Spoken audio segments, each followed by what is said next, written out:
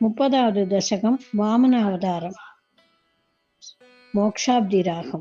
చక్రేణ సంయతి హతోపి బలిర్మహాత్మా శుక్రేణ జీవితతనుః కృతువర్తితోష్మాం విక్రాంతిమాన్ భయనిలీన సురాం త్రిలోకిం చక్రే వసేస తవ చక్రముఖాత్ అభీతః పుత్రార్తిదర్శనవశాత్ అతిథిర్విషణ్ణ తం కాశ్యపం నిజపతిం శరణం ప్రపన్నా తద్భూజనం తతిథితం హి భయో వృతాఖ్యం సాద్వాదశాహం అచరత్ త్వయి భక్తిపూర్ణ తస్యావదాతౌ త్వయి నిలీనమతే రముష్య శ్యామాశ్చతుర్భుజ వపుః స్వయమావిరాసీః నమ్రాంజనతమతామిగ భవత్తనయో భవేయం కోప్యం మదీక్షణమితి ప్రలభన్ అయాసీః.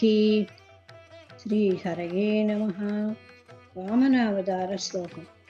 త్వం కాశ్యపే తపసి సన్నిదధానీం ప్రాప్తోసి గర్భమతితేః ప్రణుతో విదాద్రా ప్రాసూత చ ప్రకట వైష్ణవ దివ్యరూపం సాద్వాదశి శ్రవణ పుణ్యదినే భవంతం పుణ్యాశ్రమం తం అభివర్షతి పుష్పవర్షైః హర్షాకులే సురకులే కృతతూర్యఘోషే భక్త్వాంజలిం జయ జయేతి నుత ప్రతిభ్యాం పితృభ్యాం త్వం దక్షిణాయ వటుతమం వటురూపమాతా తావత్ ప్రజాపతిముఖైరుపనీయమౌంచీ దండాజినాక్షవలయాతిభిరచ్యమానః తేతీభ్యమానవపుయీశకృతాగ్నికార్యः త్వం ప్రాస్థితా బలిగృహం ప్రకృతా స్వమేతం గాత్రేణ భావి మహిషమోచితగౌరవం ప్రాక్ వ్యావృణ్వన్ దేవ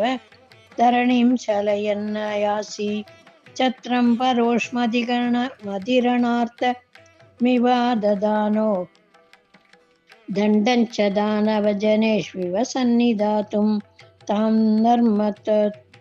నర్మతోత్తరతటే హయమేతశాలాం ఆసేతుషి త్వయి రుచా తవ రుద్ధనేత్రైః భాస్వాన్ కిమేష దహనో నూన సనత్కుమారో యోగీను కోయమితి చక్రముఖై శశంగే ఆనీతం మాసు భృగుభిర్మహసాభిభూతైః త్వాం రమ్యరూపం అసురపులకావృదాంగః భక్త్యా సమేద్య సుకృతిం పరిణిజ్య పాతౌ తత్తోయం మన్వధృత మూర్తనీతీర్థతీర్థం ప్రహ్లాదవంశజతయా కృతుభిర్ద్విజేషు విశ్వాసతోనూతతితం దిదిజోభిలేభే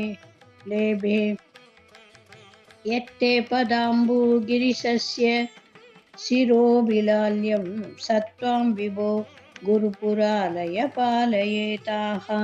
సర్వత్ర గోవిందనామ సంకీర్తనం. గోవింద గోవింద.